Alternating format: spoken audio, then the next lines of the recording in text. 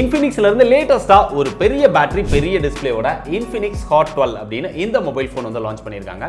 இது எப்படி இருக்கு அன்பாக்ஸ் பண்ணி வீடியோக்குள்ள டீடைல்டா பார்ப்போம். அது மட்டும் இல்லாம இந்த மொபைல் ஃபோனோட கிவ் அவேவும் இருக்கு. அதனால வீடியோவை ஸ்கிப் பண்ணாம பாருங்க.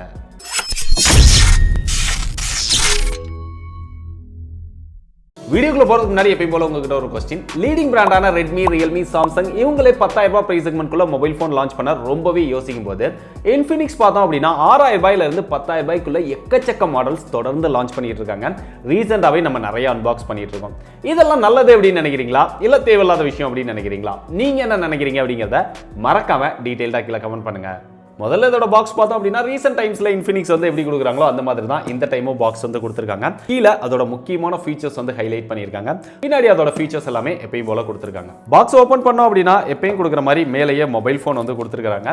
அந்த மொபைலை கையில் எடுத்து பார்த்தோம் அப்படின்னா இந்த டைமும் ஒரு டிஃப்ரெண்டான டிசைன் வந்து ட்ரை பண்ணியிருக்காங்க. அதுக்கப்புறம் பாக்ஸ்க்குள்ள SIM ejector pin, 18 watt fast charging adapter, micro USB charging cable, அது போக யூசர் மேனுவல், வாரண்டி கார்டு, எப்பயும் கொடுக்குற அந்த டாலர் பேப்பர், கடைசியா நல்ல குவாலிட்டியான ஒரு டிபியூ கேஸ் வந்து கொடுத்துருக்காங்க. எங்கடா ஸ்கிரீன் ப்ரொடெக்டரை காணுமே அப்படின்னு யோசிச்சு பார்த்தோம் அப்படின்னா மொபைல்ல ஒட்டியே கொடுத்துட்டாங்க.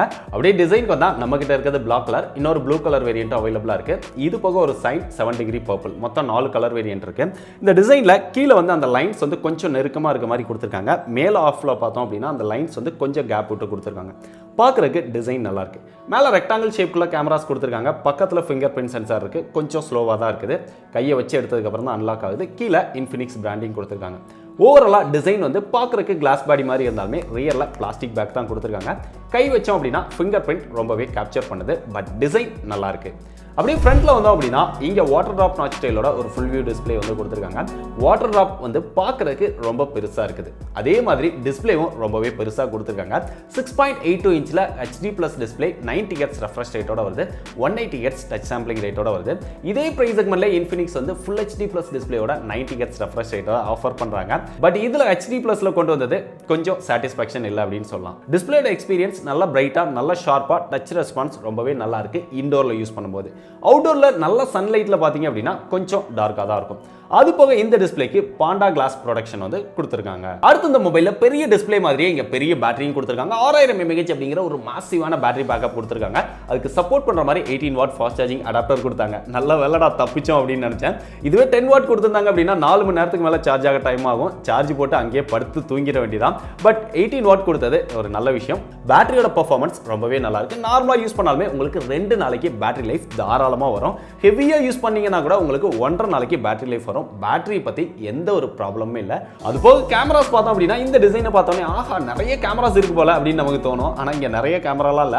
ட்ரிபிள் கேமரா செட்டப் வந்து கொடுத்திருக்காங்க. அதுலயும் பிரைமரி சென்சார் மட்டும் தான் 50 மெகாபிக்சல், அதுக்கப்புறம் ஒரு 2 மெகாபிக்சல்ல ஒரு டெப்த் சென்சார், ஒரு AI சென்சார், தேவையில்லாத விஷயம் அப்படின்னு நினைக்கிறேன். அது போக டம்மியா ஒரு சர்க்கிள் நிறைய கேமரா இருக்கிற மாதிரி காமிக்கிறதுக்காக கடைசியா இங்க குவாட் LED ஃபிளாஷும் கொடுத்திருக்காங்க.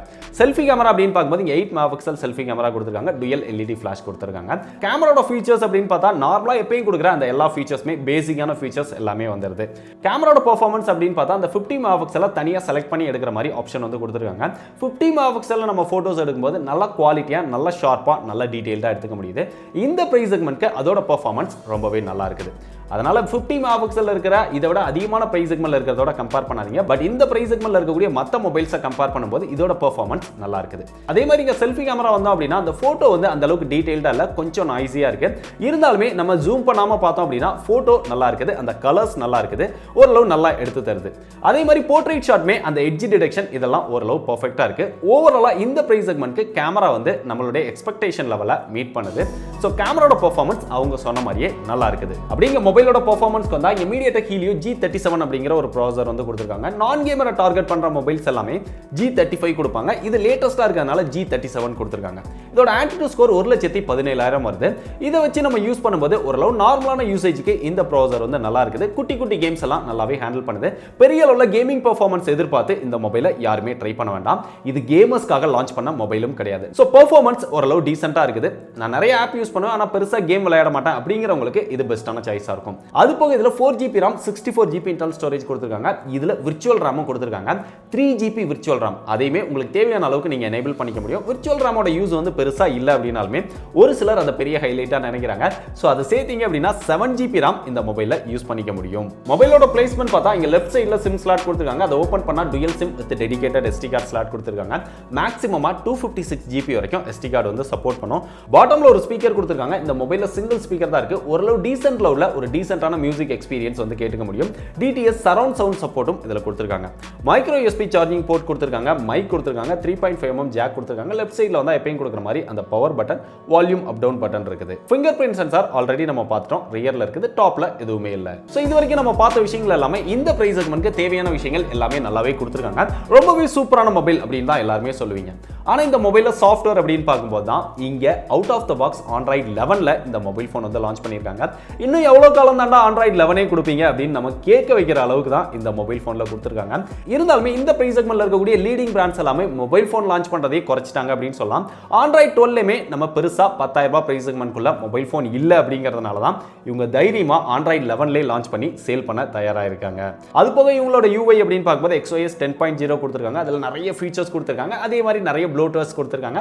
தேவையில்லாத புஷ் நோட்டிஃபிகேஷன்ஸ் இதெல்லாம் வருது. மத்தபடி எக்ஸ்பீரியன்ஸ் இதெல்லாமே எந்த ஒரு ப்ராப்ளமே இல்ல, நல்லா இருக்குது. கடைசி அந்த மொபைலோட பிரைஸ் இதுல ஒரே ஒரு ஸ்டோரேஜ் வேரியன்ட் தான் லான்ச் பண்ணிருக்காங்க. 4+64 9500 ரூபாய் பிரைஸ் செக்மென்ட்க்கு சேல் பண்றாங்க. இனிஷியல் செல்லிங் பிரைஸ் அப்படின்னு தான் சொல்றாங்க. கார்டு ஆஃபர் எதுவும் இருக்கா அப்படின்னு தெரியல. ஒருவேளை இருந்தது அப்படின்னா நான் டிஸ்கிரிப்ஷன்ல அப்டேட் பண்றேன். இப்போ இந்த மொபைல் போனை வாங்கலாமா வேண்டாமா அப்படின்னு கேட்டீங்கன்னா எனக்கு வந்து நல்ல ஒரு பெரிய டிஸ்ப்ளே வேணும். 6000 mAh அப்படிங்கிற ஒரு மாசிவான பேட்டரி பேக்கப் வேணும். இந்த பிரைஸ் செக்மென்ட்க்கு ஒரு நல்ல கேமரா செட்டப் வேணும். பட் எனக்கு டீசென்ட்டான பெர்ஃபார்மன்ஸ் போதும். Android 11ல இருந்தாலும் ஓகே, நான் அதெல்லாம் பெருசா எதிர்பார்க்க மாட்டேன் அப்படின்னு நினைக்கிறவங்க இந்த மொபைல் போனை தாராளமா ட்ரை பண்ணுங்க. நான் வந்து கேமர் ப்ரோ, எனக்கு பயங்கரமான பெர்ஃபார்மன்ஸ் இருக்கணும் அப்படின்னு நினைக்கிறவங்க இந்த மொபைல் போனை ட்ரை பண்ணாதீங்க. இதுக்கு இவங்களோட மொபைல்லையே Infinix Hot 11s அப்படின்னு ஒரு மொபைல் போன் இதோட எல்லா விதத்திலுமே பெஸ்டா இருக்கு. பட் 5000 mAh பேட்டரி கெபாசிட்டியோட வரும். தேவைப்பட்டது அப்படின்னா அதோட ரிவ்யூமே நம்ம ஏற்கனவே பண்ணியிருக்கோம். அந்த வீடியோ இங்க கார்டுல கொடுத்துருக்கேன். தேவைப்படுறவங்க செக் பண்ணிட்டு அதை கூட ட்ரை பண்ணலாம். இல்ல அப்படின்னா நான் கேமரா இருக்கீங்க அப்படின்னா இதவே ட்ரை பண்ணுங்க. பெஸ்ட் பை லிங்க் டிஸ்கிரிப்ஷன்ல கொடுத்துருக்கேன். அது மட்டும் இல்லாம Infinix மொபைல் போன் வாங்குற எல்லாருமே நிறைய பேர் கேட்கக்கூடிய ஒரு கேள்வி என்ன, இந்த மொபைலுக்கு சர்வீஸ் சென்டர் இருக்கா ப்ரோ அப்படின்னு கேக்குறீங்க. Infinix இந்தியால எல்லா இடத்துலயுமே மேக்ஸிமம் சர்வீஸ் சென்டர் வந்து கவர் பண்ணியிருக்காங்க. அவங்களுடைய வெப்சைட்ல நீங்க செக் பண்ணீங்கனாலே தெரியும். 1000+ சர்வீஸ் சென்டர் வச்சிருக்கக்கூடிய செகண்ட் மொபைல் நெட்வொர்க் அப்படின்னு சொல்லி பிராண்ட் வந்து கிளைம் பண்ணியிருக்காங்க. கடைசியா இந்த மொபைலோட கிவ் அவே, நம்ம கிட்ட மொத்தம் 2 மொபைல் இருக்கு. இதுல ஒரு மொபைல் நம்மளுடைய சப்ஸ்கிரைபருக்கு வந்து கிவ் அவே பண்ண போறேன். இந்த கிவ் அவேல பார்ட்டிசிபேட் பண்றதுக்கு முதல்ல நம்மளுடைய சோஷியல் மீடியா லிங்க்ஸ் எல்லாத்தையுமே ஃபாலோ பண்ணிக்கோங்க. YouTube, Facebook group, Twitter, Instagram, Telegram, டிஸ்கிரிப்ஷன்ல எல்லா லிங்க்குமே இருக்கும். அதுல எல்லாத்துலயுமே ஃபாலோ பண்ணதுக்கு அப்புறம் நீங்க ஒரு மரக்கன்று நடணும். அந்த மரக்கன்று நடுறத ஒரு வீடியோ எடுத்து ட்விட்டர், இன்ஸ்டாகிராம், ஃபேஸ்புக் குரூப் நீங்க எதுல வேணா போஸ்ட் பண்ணலாம். போஸ்ட் பண்றதுக்கு முன்னாடி மறக்காம டெக் படீஸை டேக் பண்ணி போஸ்ட் பண்ணுங்க. அந்த மாதிரி வீடியோஸ் போஸ்ட் பண்ணதுல இருந்து ரேண்டமா செலக்ட் பண்ணி யார் கிவ் அவே வின்னர் அப்படிங்கறத நம்மளுடைய ட்விட்டர் பேஜ்ல அனௌன்ஸ் பண்ணுவோம்.